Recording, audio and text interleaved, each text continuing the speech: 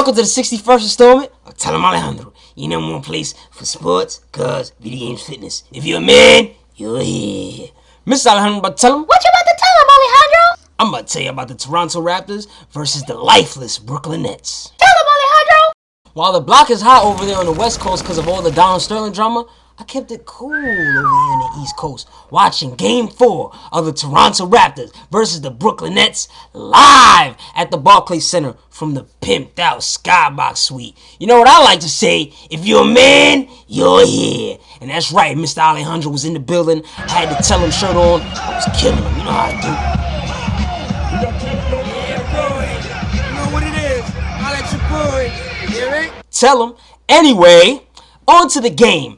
The bad news, we lost. The Brooklyn Nets lost the game 87-79. That sucks. The Brooklyn Nets, in my opinion, they came out with absolutely no energy. And like, one thing about playoff basketball is your defense in the interior needs to be strong.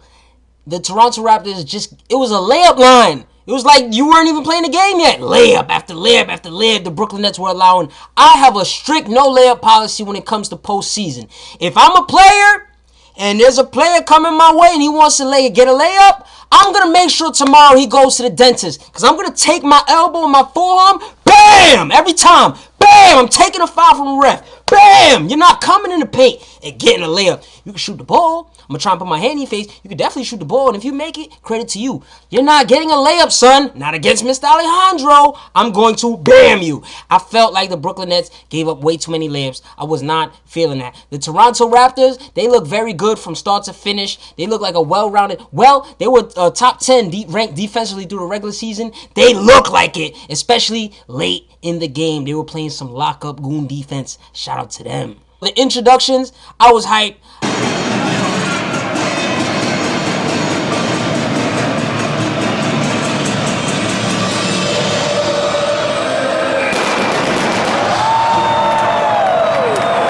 We were all excited. We waving our Brooklyn Nets towel, you know what I'm saying?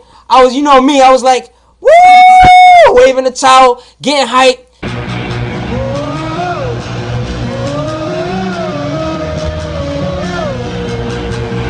Jump ball, Toronto Raptors start the game 13 points to 2. I'm like, oh my God, what am I getting myself into? By the end of the first quarter, the Raptors were up 35-22. I said, oh no, not while I'm in the building. Don't do this to me.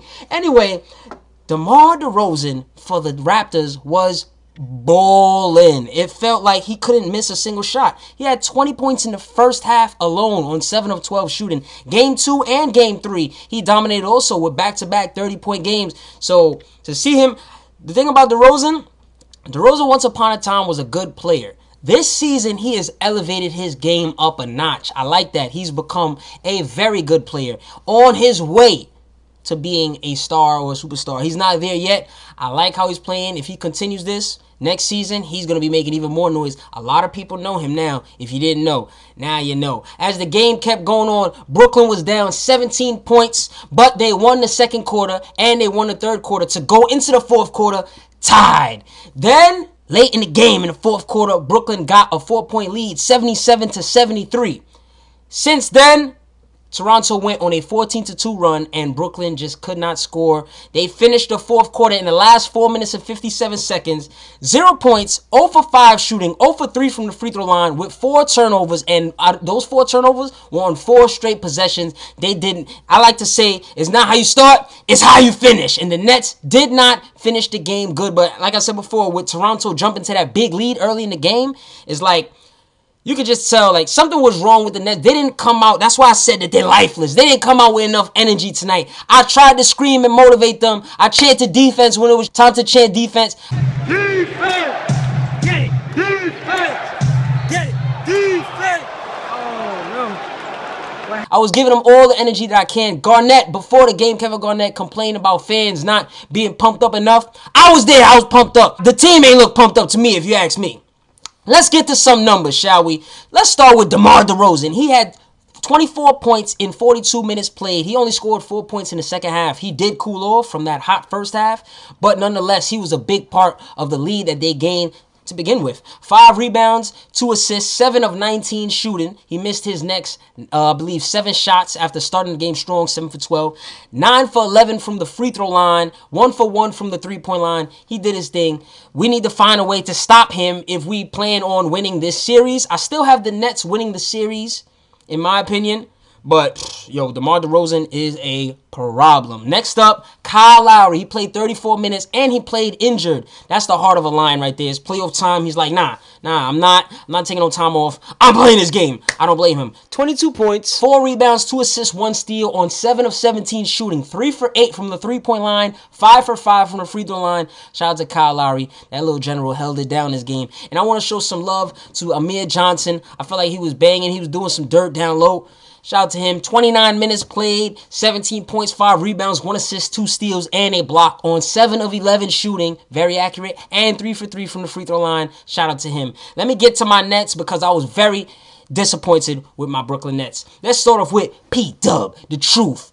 Paul Pierce. In 31 minutes played, the old geezer with absolutely no athletic skills scored 22 points, 5 rebounds, 2 assists, 1 steal on 9 of 14 shooting, 3 for 7 from the three-point line, 1 for 2 from the free throw line. Paul Pierce was like the only offensive weapon the Brooklyn Nets had. I'm going to get to why. Next up, let's start off with Joe Johnson. Joe Johnson, in 41 minutes played, had 7 points, 5 rebounds, 1 assist on 2 of 7 shooting, 1 for 2 from the three-point line, 2 for 4 from the free throw line. Now, Joe Johnson, we pay this man almost $20 million a season. He's getting paid, so ain't no feeling bad for what I'm about to say. Joe Johnson sucked. He looked so bad. We're not paying 20 M's for 7 points. I will say this, though. Toronto Raptors did double team Joe Johnson a lot, and we needed someone to step up and help provide the scoring because Joe Johnson is our offensive weapon, and if they're sending more guys at him, it's like, yo, the ball has to go to the open guy. Somebody's open.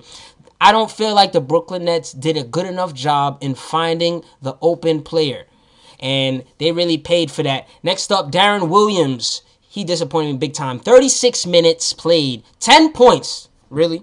4 rebounds, 6 assists on 4 of 12 shooting, 0 for 5 from the three-point line. He wasn't wet at all. And 2 for 3 from the free throw line. Deron Williams, you need to be aggressive. I told y'all in my playoff predictions, this man makes $98 million.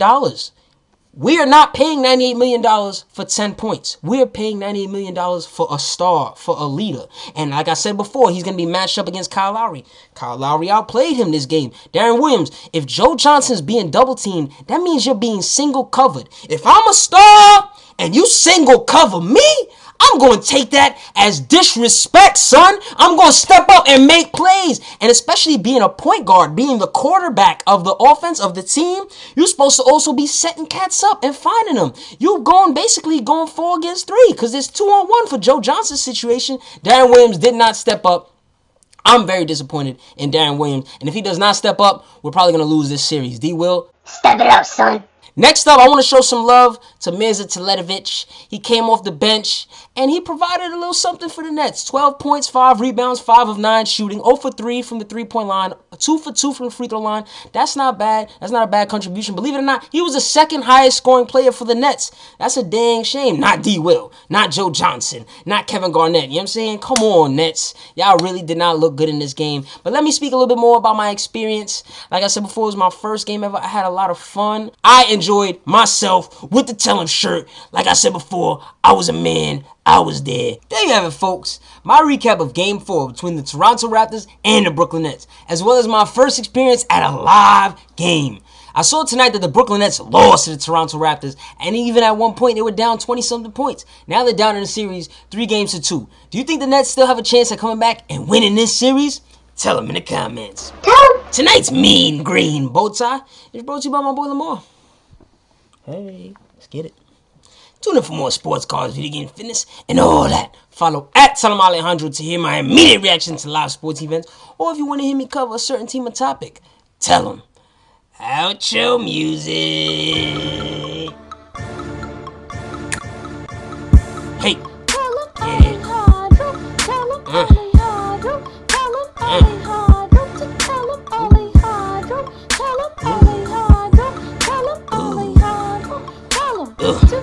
Yeah. Get it.